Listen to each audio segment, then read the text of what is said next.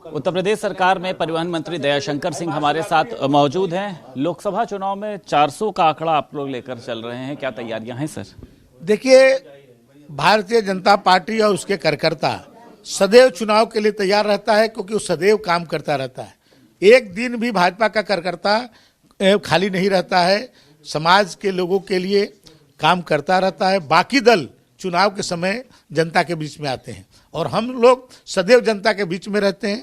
सत्ता में रहें तो, विपक्ष में रहें तो, हम जनता के लिए काम करते रहते हैं। तो हम लोग तैयार हैं। माननीय मोदी जी ने आह्वान किया है 400 पार। आप केवल काउंटिंग करिएगा कि 400 से कितने पार होते हैं।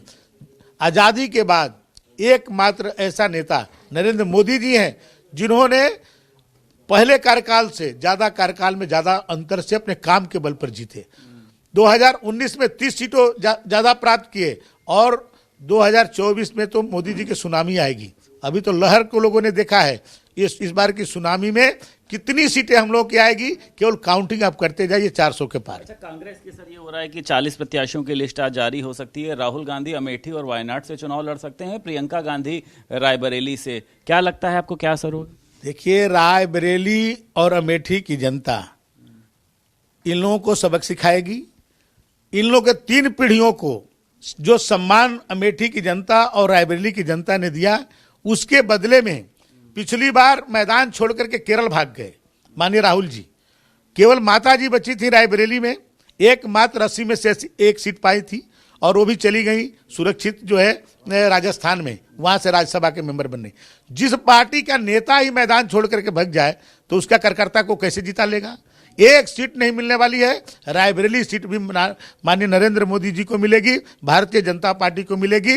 80 की 80 सीटें भाजपा जीती। कांग्रेस और भाजपा के गठबंधन को लेकर बातचीत चल रही है। मायावती पहले कह रही थी मैं अकेले चुनाव लड़ूंगी, तो क्या चल रहा है मायावती के मन में? देखिए, ये सभी गठबंधन करके लोग देख लिए हैं। पिछली बार मैंने 2019 में अपने घोर विरोधी समाजवादी पार्टी बहुजन समाज पार्टी से भी समझौता की, जिसको पूर्व और पश्चिम कहा जाता है। कभी एक सोचा नहीं जा सकता है कि दोनों एक हो सकते हैं, लेकिन दोनों एक होकर के भी लड़े। कांग्रेस भी साथ में रही उनके, तभी मोदी जी की लहर को नहीं रोक पाए। तो इस बार तो सुनामी को कैसे रोक पाएंगे? एक आखिरी सवाल सर, केजरीवाल की बात करी जाए, लगातार उनको नोटिस भेजा जा रहा है, वो पेश नहीं हो रहे हैं। कह रहे हैं कि नोटिस जो है वो अवैध है।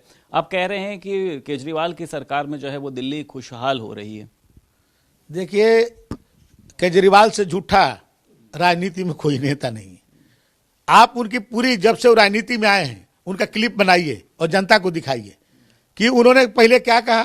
वो देश को बदलने के लिए आए थे, वो भ्रष्टाचार को दूर करने के लिए आए थे। उन्होंने कहा कोई राजनीतिक दल नहीं बनाएंगे, उन्होंने राजनीतिक दल बनाई। उन्होंने कहा कि मैं कोई चुनाव नहीं लड़ूंगा, वो चुनाव लड़े। उन्होंने कहा कि कोई पद नहीं लूंगा, पद लिए।